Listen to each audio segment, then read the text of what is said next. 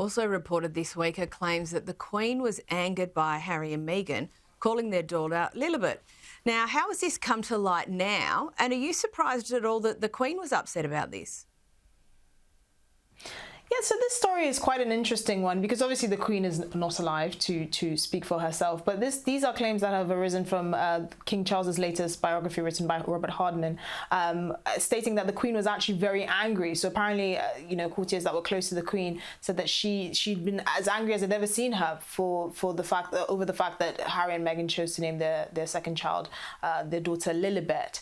Now, I suspect it wasn't the fact that they chose that name for their daughter, but I think it was the way that it was done. So immediately after it was revealed that Harry and Meghan's second child was going to be called Lilibet, Harry and Meghan's PR team basically released a statement to the BBC and other media outlets here in the UK that actually that Harry had got explicit consent from the Queen. And the reason why I suspect they put out this statement is because everyone knows that Lilibet is a nickname for the late Queen because she wasn't able to say her name as a child, so she called herself Lilibet.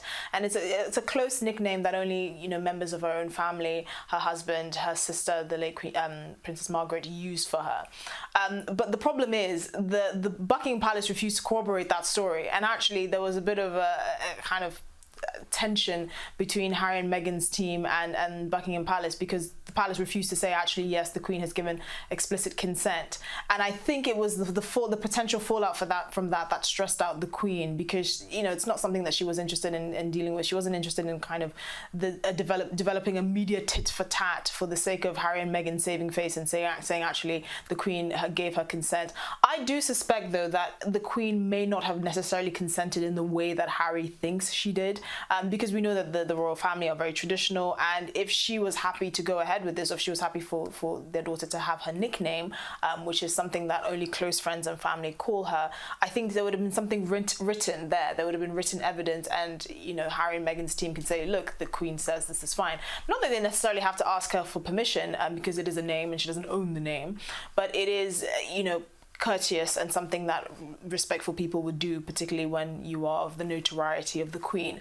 I don't know if the words that the Queen allegedly used are accurate. It doesn't sound very much like her, but it's also quite foreign and unusual to hear direct words from the Queen that she hasn't uttered in a speech or anything like that, because we know that the Queen was very private and she was very discerning in the kinds of things that she said. But I do suspect that it was actually the kind of potential media fallout and the head-to-head between Buckingham Palace and Harry and Meghan's team refusing to corroborate stories and all of that. That's probably what the Queen was unhappy about.